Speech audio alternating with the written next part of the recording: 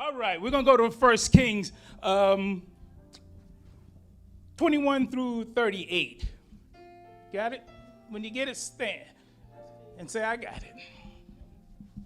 I'm going to be reading from the NIV this morning. 1 King.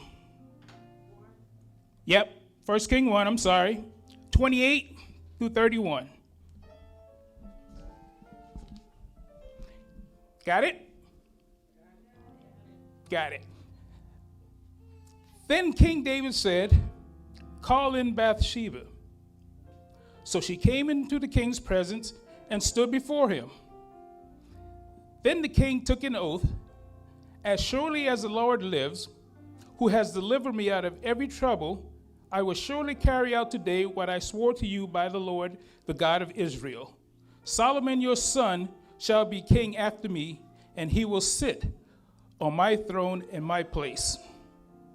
Then Bathsheba bowed low with her face to the ground, and kneeling before the king, and said, may my Lord King David live forever, forever. Whoa. Woo. In this chapter, and in this verse, you may sit, you may be seated, you may be seated. We ask, who's Bathsheba? Well, remember, Bathsheba was the granddaughter of the commander, David's commander, Ahithophel, right? And she was also, actually, she was summoned by David. If you remember when David was supposed to have gone off to war, but he stayed back at the palace, and ironically saw this beautiful young lady bathing. That was Bathsheba, who called up. After calling her up, he laid with her, and they had a baby. Right? Now, we remember that she had a husband by the name of Uriah, who was actually in David's army also, right? And so she has this son, actually a second son. Solomon was her second son, okay? The first son didn't even have a name. The first son didn't last long. Why? Because God told David that that thing you did to Uriah, that child would not live. So therefore, it didn't have enough time to give him name, right? Okay, so they gave the name Solomon. Solomon in Hebrews mean man of peace. Man of peace, man of peace. So we look at 2 Samuel 5:13. You don't have to travel there with me. 2 Samuel 5:13. After David left Hebron, he took more concubines. They said when he was in Israel, he had 11 more kids. You talk about Papa being a rolling stone.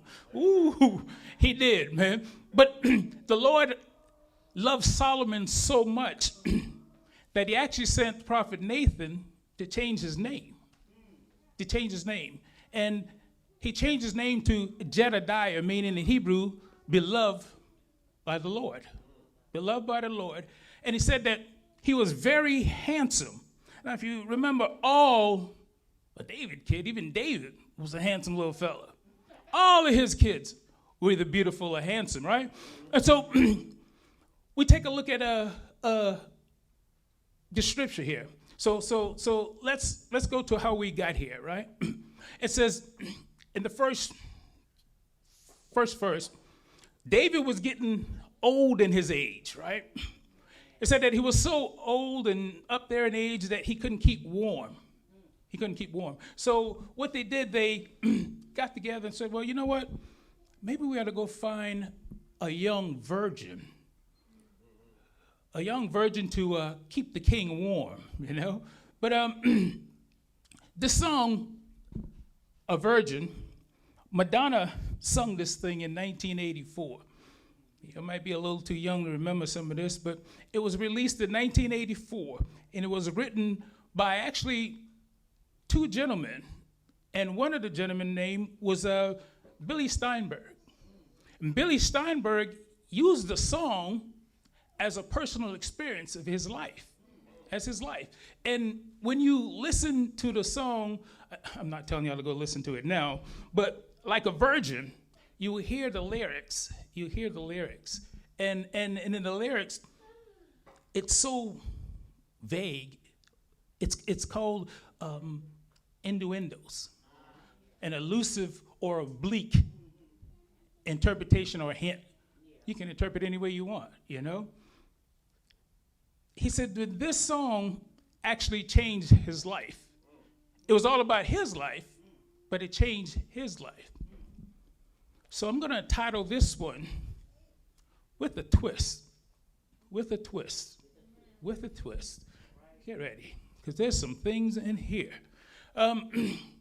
Now, we get to Adonijah, right? Who is Adonijah? He was the fourth son after Absalom. Absalom was the third, right? Then you had Amnon, then you had Khalid, right?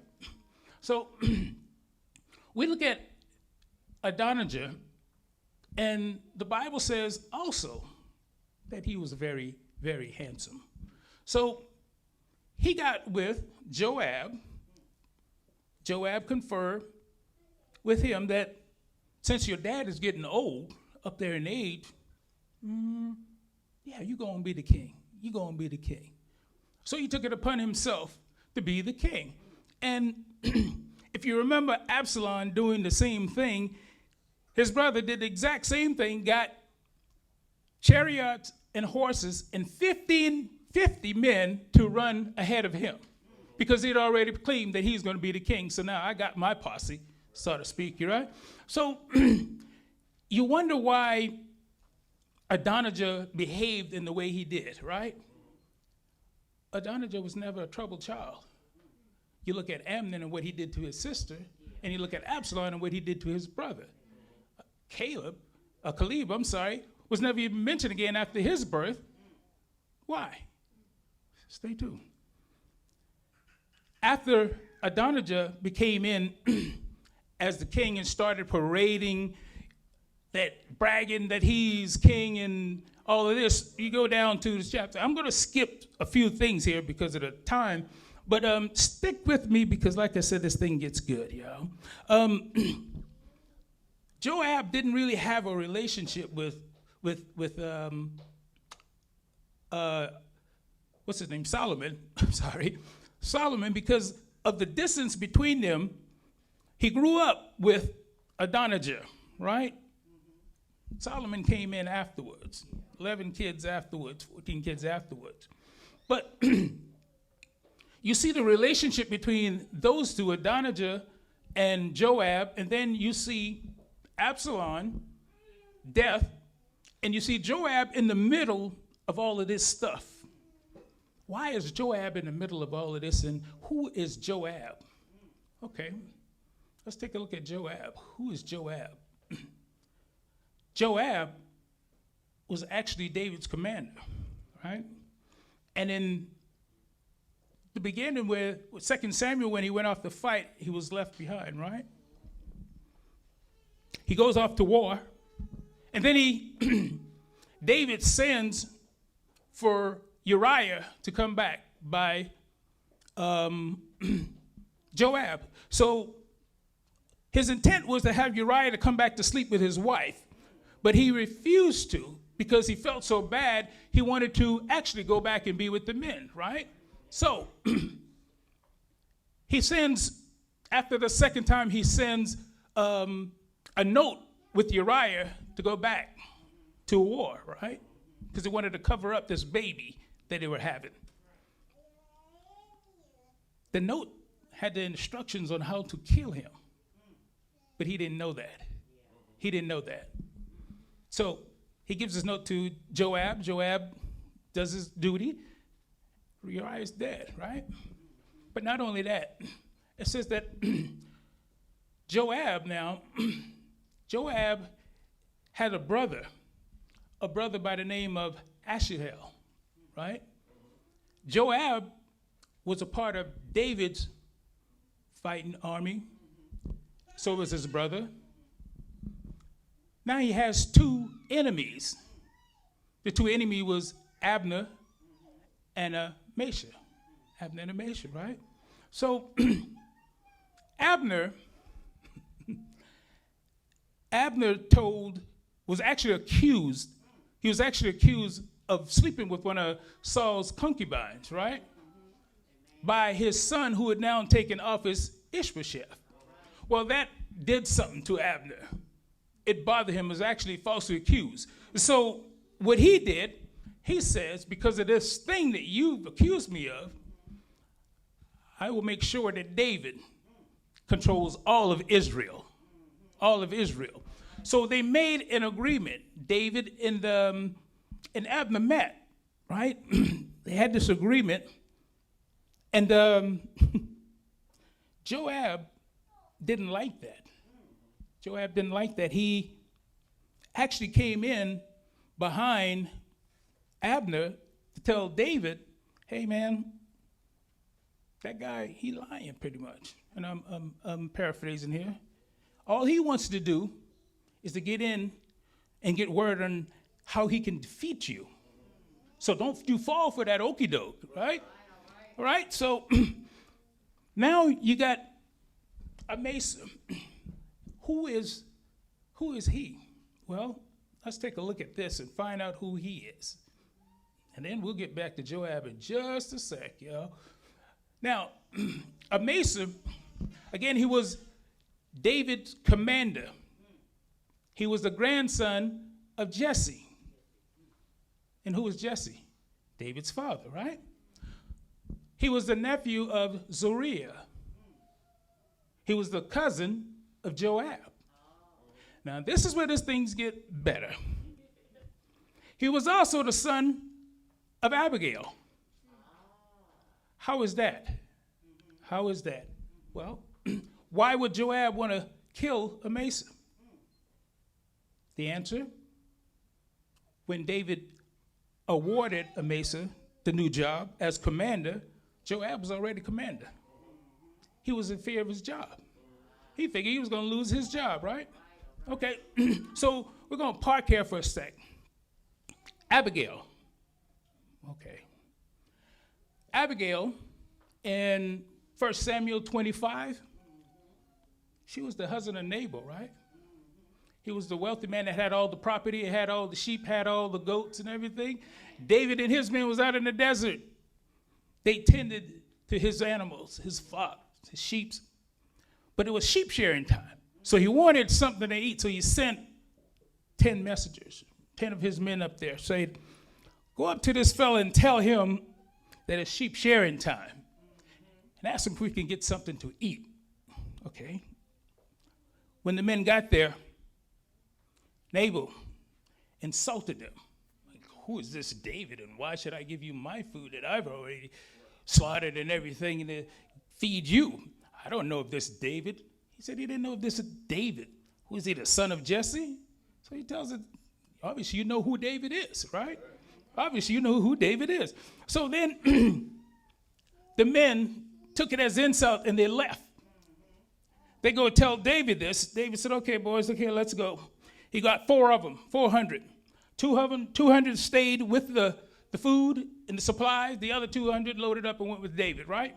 And so now the servant that was there heard all of this, went back and told Abigail, hey, there's death lurking over your house today. You better do something, you better do something quick. Because Nabal, that wicked man, that wicked husband of yours, he just insulted those guys, David men. And something bad is getting ready to happen. So Abigail didn't waste no time. She got on that donkey, man. She loaded everything that she could up, went down into the ravine. It says that she met him on his way up. As she was going down, he was coming up. He was about ready to kill him, you know. It says that she was beautiful and very intelligent. Abigail was beautiful and very intelligent. David thanked her. It was more of a peace offering, right? And the Bible says now that if Abigail is the son of Mesa,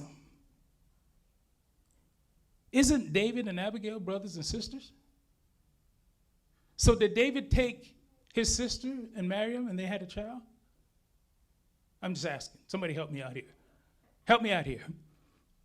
It happened. And I'm going to prove it to you. I'm going to prove it to you. Remember, here it is in 2 Samuel. 2 Samuel 3:2-5.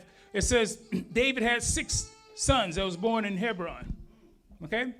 And the first one, the second one, Caleb, he was actually Abigail's son. After his birth, they never heard anything about him, right? Never about him. So why would David call Amasa my bones, my flesh?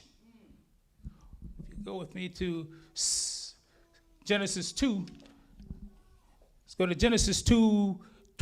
I'm going to read it from here, 21 to 23. It says, so the Lord God caused the man to fall into a deep sleep. And while he was sleeping, he took one of man's rib and closed up the place with flesh. Then the Lord made a woman from the man rib he had taken out of the man and brought her to the man. The man said, this is now my bones of my bones and flesh of my flesh. She shall be called woman, and she was taken out of man. Why would David call him that? Because that's actually David's nephew. It's not his son, it's his nephew. And let's go to Corinthians, 1 Corinthians. And I'll show you here. 1 Corinthians 2. 2:13. You got it? And it says, Jesse was the father of, and then he got his firstborn, secondborn, and thirdborn. And then he got to verse 15. This was the 6th was Awesome, and the 7th was David. Their sisters were Zeruiah and Abigail. Zeruiah's 3 sons were Abishai, Joab, and Asahel. Abigail was the mother of Amasa, whose father was Jether the Ishmaelite. So there's your answer right there. Abigail and David did not have a second son. They didn't have a second son. So here's what I get from Joab. Back to Joab. In 2 Samuel, we see that Joab has this issue. He has quite a few issues. He has 3, actually. One, he's very vengeful. He's resentful, very resentful, and he's an opportunistic, but he was still loyal to David. Why was he still loyal to David? Remember that secret that they had? Remember that secret? They killed Uriah. Have you ever felt or had somebody to hold something over your head, something you share with somebody, and you probably forgot about that thing? But yet when you get around them, they do this, they poke at you to remind you of that thing that you did. But they forgot that they were involved with it themselves, right? And so it caused you to feel some kind of way. Kind of going back to Abner being accused, falsely accused. Makes you want to do something to somebody, you know? And we look at Joab and we see the kind of person that he is. He's very vindictive, very resentful, pretty much hateful. If you look at it, he killed his first cousin way back when, Absalom. Why did he kill Absalom? Because he was holding on to this thing that Absalom did to him. What did he do? Remember, he was trying to send for Joab so he can talk to David, per se. Joab refused to come to him 2 times. The 3rd time, Absalom said, you know what? He's got all his fields over there. They already have barley in it. I'm going to burn this thing down. I'm going to burn it down. So that thing stuck with Joab. And when he got the opportunity to pay revenge to Absalom, he did. He got to chasing him, Absalom, that is, when they were fighting. He got hung up in a tree branch, the big oak tree branch. The word got to him that Absalom is hanging from a tree. His words were, did you not kill him? Give me these spears. He went out there and he killed him himself. Why? Because he was still holding on to this thing. When you hold on to something for so long, that thing has the tendency to stir in you, start moving in you. And before you know it, it starts getting up here.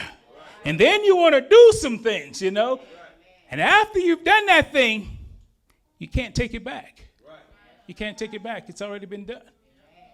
But Joab held this thing over David for so long, but he forgot that he was involved with it himself, right? Okay, so now let's go on to verse 7. We talk about how Adonijah had conferred this thing with Joab and celebrating in the party of it. Now, here comes Nathan the prophet. After, and again, I'm skipping over a few, but I'll go back, fill it in. He's bragging and partying, but Nathan comes in, and Nathan says, hey, Bathsheba, did you know Adonijah made himself king out there? He's actually having a party, parading out there and everything. And this is without David knowing, the king knowing what was going on. Why? Because he didn't trust, he had no reason to not trust Adonijah. After all, he wasn't a troubled child. You know, as parents, we have the tendency to keep the eye on that one who's always in trouble. But it's that other one over there who ain't making no noise that we should be keeping the eyes on, you know? But then Nathan gives Bathsheba some advice on how to save her life and her son's life. And you can go back and read it later on. But when we go back and we read the verse, you know what? Let's read the verse. I'm going to read the verse first. You don't have to read it. We're going to go, it's verse 13 through 14. Okay? It says, go to the King David and say to him, my Lord, did you not swear to me, your servant, surely Solomon, your son, shall be king after me, and he will sit on my throne? Why then has Adonijah become king of the throne while you are still here talking to the king? I will come in and confirm what you have said. Okay? So Bathsheba goes to David and she tells him everything that Nathan told her to say. So here it is in verse 20 now. It says that this is how I saw this, how she drove this thing home to David, right? In verse 20, she says, my Lord the king, the eyes of all Israel are on you, to learn from you who will sit on the throne of my Lord the king after him. Then it goes down to verse 21. It says, otherwise, as soon as the Lord is laid to rest with his father, I and my son Solomon will be treated as criminals. While she was still speaking, the Nathan the prophet arrived just as he told her. And then he went and he said everything that she had said and confirmed, right? Amen. But we're going to go back a step. Go back just a step. When Bathsheba went into the the king's room, he told her, well, he asked her, what is it that you want? What is it that you want? Remember, they got a virgin for him to keep him warm, right? Now, they said that she was in the room tending to David. Now, y'all get your mind out of that. She was just tending to David. She could have been brushing his mustache, his hair, putting his clothes on or whatever. But then Bathsheba walks in there, and then he asks her, what is it that you want? Now, I can only imagine the tone of voice that he used. I came up with 3. It could be a voice that says, I'm busy now, leave me alone. Or it could have been one that says, you again? Or it could have been one that says, whatever you ask for, I will give it to you because you've been this way to me. And that's the one that stuck with me. And then now it goes down to 17 and 19 where she repeats this, and we're going to fast forward a little bit. I'm going to try to speed this thing up a little bit. So verse 28, we get to verse 28 where the king said, call in Bathsheba. right? Then we read 21 to 38 again, and we see that in order for this thing to work, in order for it to be convincing, Bathsheba added an extra step to this thing. She left the room when the prophet Nathan came in to say his part. Why? Because of the relationship that Nathan and David had. So he says, well, I'm going to give these two men a little room here so they can have their own conversation, right? Out of respect for her man. She leaves the room. And then when Nathan comes in, he says, tells the servant, call Bathsheba in. Call her in. So he called her in, and he says to her what actually she had petitioned him for, and that is to make Solomon the king, right? So we look at Joab, we look at Solomon, and we look at Absalom. They were all cousins. They were all cousins. But he had this thing for the one that seemed like if they're not on his team, then he'll go after them. He'll go after them. I don't know if you had people like that. I know I've had some people like that before. And if you don't agree with them, then you're the bad person. I must agree with you in order for us to be friends. No, that don't work. That tells me that you can't handle the truth. You can't handle what I tell you. I see that you're walking a crooked line. I want to grab you and bring you back and say, oh, brother, man, look here, you're doing this way and this and that. That's not in your character. Leave me alone. Okay? Okay, you're on your own. You don't want to listen to what I have to tell you, but you call me your brother. You say you love me. If I say I love you, I should be able to tell you this thing in truth. That's what brothers do. They tell each other love, tell each other the wrong, and applaud them for the right that they're doing. Joab didn't have any of that because Joab was too vindictive. He was too vindictive. But we move on to Bathsheba, and I'm looking at this thing in verse 28 through 31 again. I see a few things in this thing. I see that there's a lesson here that she teaches us about. And again, that goes to the respect of that person that you're with, that mate that you're with. How you talk to that mate, how you talk to that partner, how you talk to that child. If you do it with sincerity, with love, you practically get anything that you want without even asking for it. Without even asking for it. You know, and how she would talk to her man, David, I looked at the chapter, the verse, and I see from 1 through 31, where she called him my Lord, the king, 4 times. 4 times. And when somebody calls you something repeatedly, you start believing that thing. And that's when you start getting results, you know, the way you talk to people. You look at Sarah and Abraham. Sarah was a man killer. Sarah was a man killer. She called Abraham my Lord so many times that he ended up dressing her in fine threads, man. Sarah was fine as wine, man. Dressed her up so well. So well that she had the heart and the mind of Abraham, pumping each other, fighting each other. When Abimelech asked, hey, who's that PYT over there? Abraham said, oh, that's just my sister. Yo, who? Send for her. Send for her. So he sent for her, laid with her. The Lord came to him in a dream and says, you will lose your life. You will lose your life because that woman you slept with, she was married.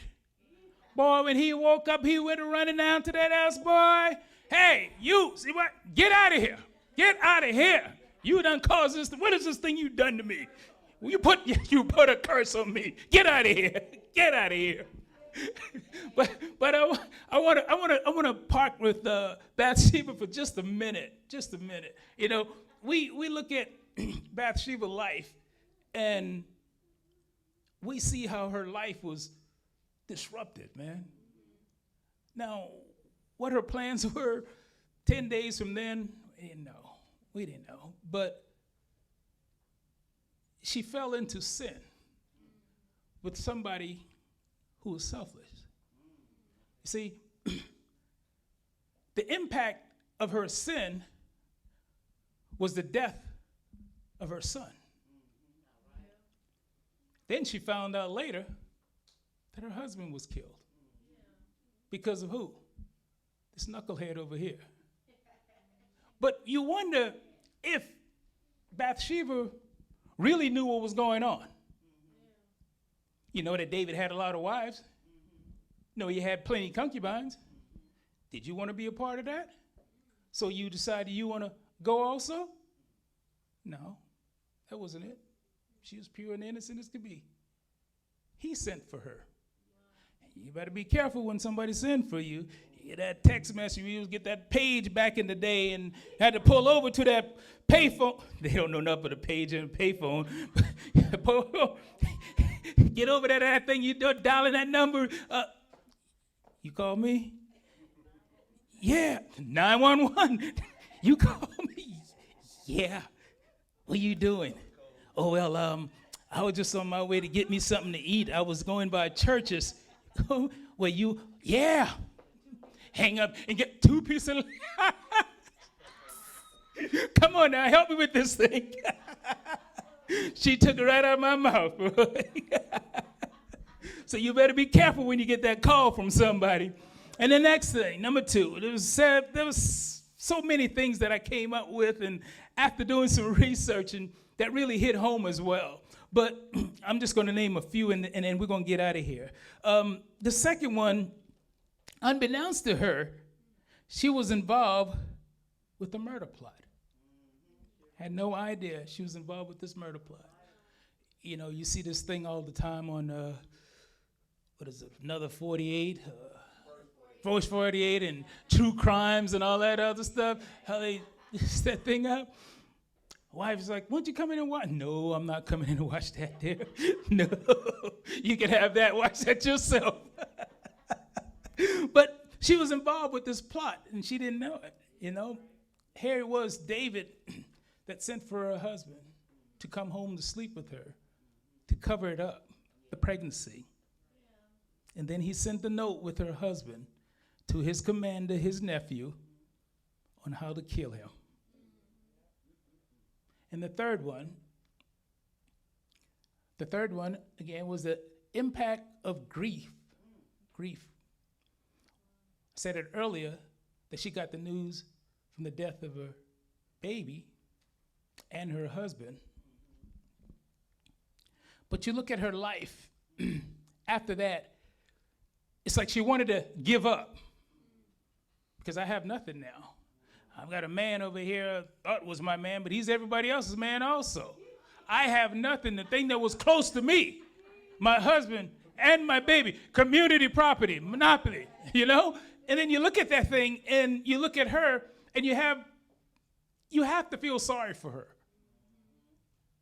You have to feel sorry for her, but to an extent. Because if you knew better, you should have done better. Yeah? Now, we look at her strength. She raised a king. She raised a king. And after David comforts her about the loss of the baby and Uriah, he gonna come anyway, he sleeps with her again. And this time she gets pregnant. And this is when they have Solomon. They have Solomon now. So Solomon now was so loved by God that God actually redeemed the story for Bathsheba. Then God went on to make Solomon a king. And it says that Solomon was so dear to the Lord that the Lord loved him and made him this person, gave him all of these things to prepare him for the future. Now, I don't know how many of you have been given things, not materialistic things, like advice. I've actually had somebody to pour into me and tell me about the person that I am that I had no clue I was. I don't know if that makes any sense to you. But told me who I was, but I didn't know who I was. And then someone else came along and showed me what was inside of me, that I have the potential to do this, that, and that other thing. This thing, you can do this. You can go and spread the word of God. Let me show you how to do it effectively. If you will stick with me. He didn't say that part, but that's the part that I gathered. That if I stick with him, I can learn a lot from him. And when God sends you somebody, you'll know it. You'll know it because you asked for that thing some time ago, be it 2 weeks ago, 2 months ago, 2 years ago. If you hang in there long enough, you will see this thing come to pass. That thing I did, I stuck in there and I was like, man, I wanted to give up at one time because I didn't feel that anybody cared about where I was going or what I wanted to do. And then out of nowhere, I had lunch with this gentleman, his family one day, as he was leaving the state to go off for a year or so. And I saw something there at the table. I don't know what it was, but I saw something. Couldn't explain it, but I saw something. And then it came back. It was a month later, maybe. That other place, he got up there, brought the word, and he had 15 minutes to do it. Brought it in 5 minutes. I said, I knew it was something. I knew it was something. So you know what I did? I grabbed a hold of that belt. I held on to that belt. I said, because you are going to help me be somebody one day. He didn't know that part, but I felt that if I stuck with him long enough, I could learn from him. And here we are today. And I can't thank you enough, Pastor Rico. Pastor Rico, thank you so much, brother. Thank you so much. You feel that hand under that belt? I'm still holding on, brother. Now we're going to speed this thing up. We're going to speed this thing up a little bit. Yeah, I called him out. Put it out there. I called him out. He poured into me, and I feel that whenever somebody pour into you, it's not to actually sit on it. Proverbs 27:17 says, as iron sharpens iron, so does one man sharpen another. So that information that I gave you, don't you sit and hold on it. Why? You need to pass it on to somebody else. We need to get fed just like you did. You're being selfish if you hold on to that thing. Well, all right, we're going to move on. Got that out. We're going to move on now. Okay, now, and number 5, I feel that Bathsheba had to make a statement to David. She had to press him for something, right? She had to make him keep his promise. That promise, she said to David, was after Adonijah tried to make himself the king. Here it is. She took the risk. She took a risk on the advice of somebody. Now, I don't know how many times she spent with Nathan the prophet, but she took a chance on his advice because she had nothing else to lose. She had nothing else to lose, right? She had already lost her husband and she had already lost her baby. Now she has a son that she's trying to raise. So I'm going to take the advice of somebody that I think will lead me in the right direction. And you got to be careful with that too. Careful with that too, because people may act like they have you in their best interest. People may clap, be around you, do all of this with you. And in the meanwhile, they're waiting for you to fall.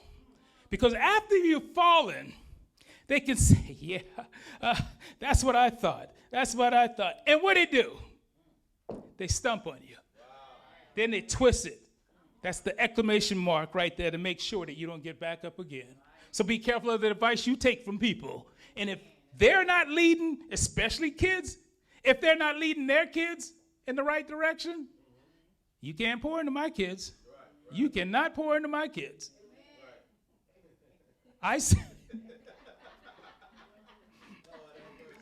Anyway, we're going to move on. We're going to move on. We're going to move on. Anyway. Anyway. Now, this is the sixth part. She felt abandoned. Although she had a partner, that partner really wasn't her partner, because she was surrounded by men that fell by women. Her husband did. Not her husband, I'm sorry. Her second husband. He had plenty of them. Plenty of them. Stable. And then the son that she was raising, we'll get into that later on. That's going to be another part. But he started doing the same thing. Talk about like father, like son. I'm telling you, this thing is going to get deep, y'all. We're going to be back next week. But the seventh part and the last part, and we're going to get out of here. The last part is hope. She had hope. She had hope. And as we know that as Christian, we have this squeaky life that they think that we have. We're perfect people. We do no wrong. No wrong at all. And again, after we've fallen, that's what they wait for. That's what they wait for, and they say, But I say this to you. After you've fallen, you can get yourself up, dust off, and after you dust yourself off, ask for forgiveness. Because there's a God there that will forgive you, and he will pardon all of those sins that you've committed if you confess those sins to him in your place. If you got somebody that you trust, yeah, you can share that sin with them, but go to your private place and you share those sins with the Lord, and he will pardon you of them. He will give you a second chance. He will show mercy. But most of all, it's his forgiveness and the redemption of this story that caused us to want to move forward again in life, that we don't want to give up on this thing, you know, despite all the circumstances that surrounded us, despite everything that was coming at us, everything that hit us from all different angles, we still stand up. Amen. We still stand because we know that the Lord has the final say-so to our circumstances.